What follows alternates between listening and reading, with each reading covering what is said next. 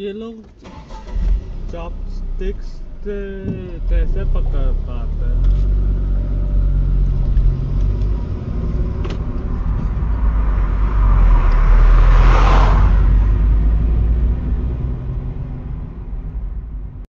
खाना पानी हो गया, ज़बरदस्त, हमेशा याद रहेगा। अच्छा लगा यहाँ पर रुककर खाना खाने में।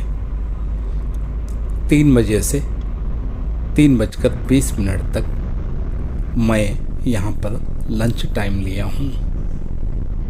7वां इंटरचेंज आने वाला है और ये इंटरचेंज या एग्ज़िट होगा तालेगांव और शिवनी के लिए।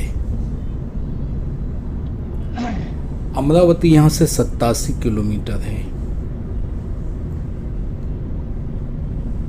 यावतमल 92 किलोमीटर है। नागपुर अब 200 किलोमीटर है। मैं हूँ शाहिद मुंबई से। आप देख रहे हैं शाहिद ट्रैवल व्लॉग्स। सफ़र जारी है मुंबई से लखनऊ समृद्धि महामार्ग होते हुए।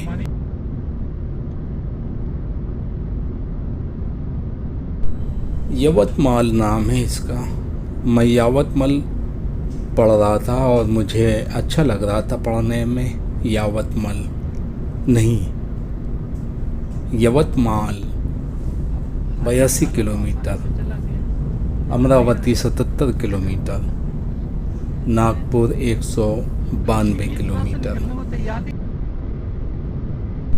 आगे लेफ्ट साइड में एक गाड़ी खड़ी हुई है, उसके टायर फट गए हैं। डिक्की खाली करके पूरा सामान बाहर निकाला है, इस वजह से पता चल रहा है कि यहाँ टायर फटे हैं। मैं स्लो करके दिखाता हूँ। फैमिली है इसके अंदर, लेडीज़ भी है। मेरी गाड़ी का एक बार टायर फटा था, पिछले पहिए का, राइट साइड का। मुझे पता ही नहीं चला। झांसी के आगे मुगल सराय रोड पर, या फार्मा रोड बोल सकते हैं उसको, शिवपुरी इंदौर हाईवे से पहले, करेरा से पहले। मुझे पता ही नहीं चला, पता नहीं कितना किलोमीटर मैं खींच ले गया। जब डाउट हुआ तो मैंने गाड़ी को साइड में लगाया। सब लोग सो रहे थे। मैंने अदनान को सिर्फ जगाया, डिक्की खाली किया और सबसे पहले तो इंडिकेटर लगाया, क्योंकि हाईवे पतला था, कोई भी आके ठोक देता। इसलिए मैंने, क्या बोलते हैं उसको, निशानात जो होते हैं रोड ब्लॉकर के, सारी गाड़ियों के साथ मिलते हैं ना, वही मैंने लगा दिया था। सारी गाड़ियाँ उसको देखकर होशियार हो जाती थी, राइट साइड में मोड़ लेते थे गाड़ी। टायर चेंज किया हम और अदनान मिल के। सब सो रहे थे। यवतमाल और अमरावती जाने के लिए 2 किलोमीटर के बाद यहाँ से एग्ज़िट मारना है। यवतमाल और अमरावती, और ये है 7वां नंबर का इंटरचेंज। यवतमाल और अमरावती करीब नहीं है, लेकिन यहाँ से एग्ज़िट मार के फिर जाना पड़ेगा, काफ़ी दूर हैं दोनों।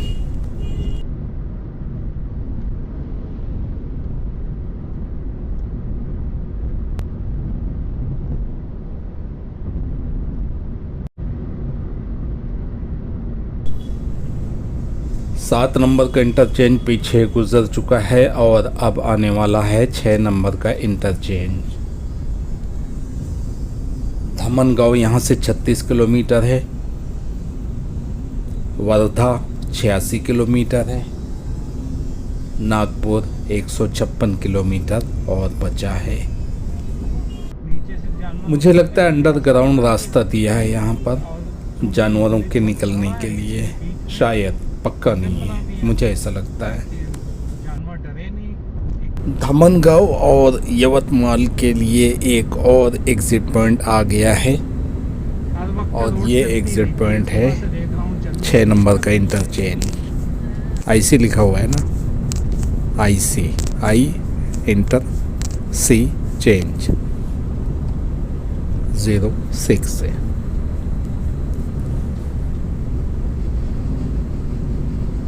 यहाँ से लेफ्ट साइड से बाहर निकलेंगे धामनगांव और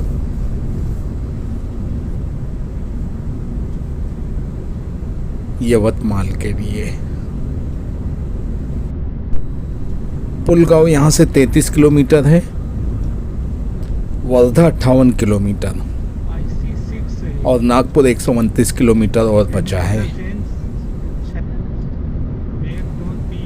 2018 में जब मैं मुल्क गया था फतेहपुर, उस वक्त मुझे तो मैप चलाना भी नहीं आता था। हम और अदनान थे साथ में। अदनान इतना बड़ा था जितना इस वक्त दानिश है। 15-16 साल की उम्र थी अदनान की। उसको मैप चलाना आता था। जिधर वो बोलता गया उधर मैं चलता गया। गाड़ी चलाने का ज़्यादा एक्सपीरियंस था नहीं। 1 हफ्ता ट्रेनिंग लिया था, उसके बाद अप्रैल में गाड़ी ख़रीद लिया था और नवंबर में मैं लेके चला गया मुल्क। गाड़ी चलाने में डर लगता था, नई गाड़ी थी। डर सिर्फ इस बात का था कि कोई खराश न मारते, और दूसरा कोई डर नहीं था। लेकिन निकल पड़ा। हम दोनों ही थे, अदनान और हम।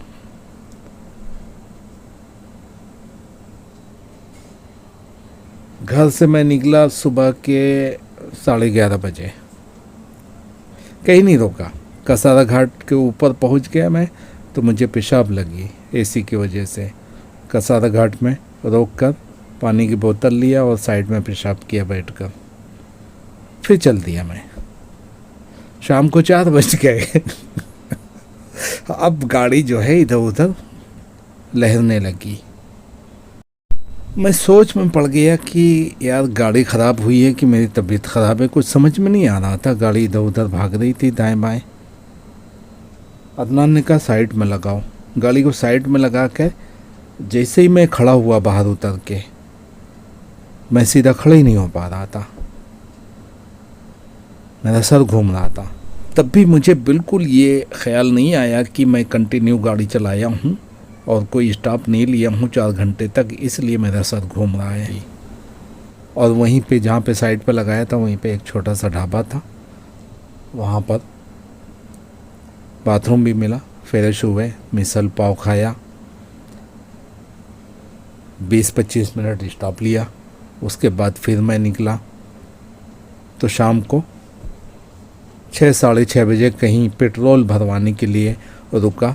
2 मिनट लगे, पेट्रोल भरवाया, फिर चल पड़े। वहाँ से फिर अंधेरा हो गया। मुझे टाइम तो याद नहीं है अभी भी। और मानपुर घाट वगैरह भी मिली अंधेरे में। बारिश भी वहाँ हो रही थी नवंबर के महीने में।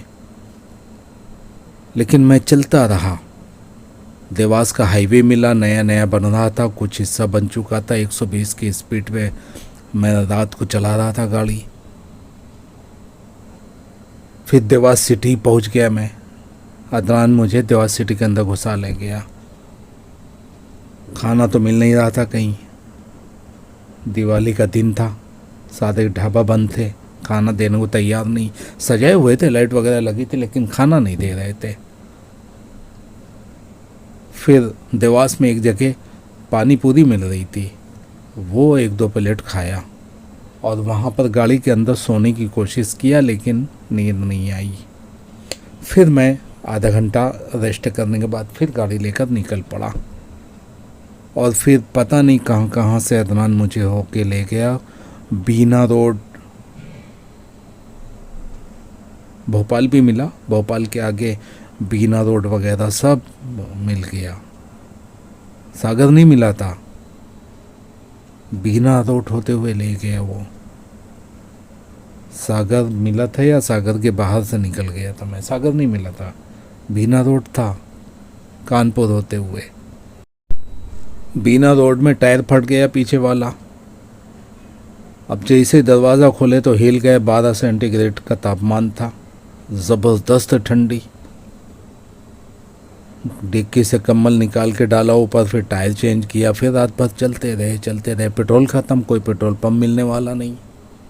बड़ी मुश्किल से एक पेट्रोल पंप मिला तो वो बोलता है लाइट नहीं है, जनरेटर चालू नहीं है, नहीं मिलेगा तेल।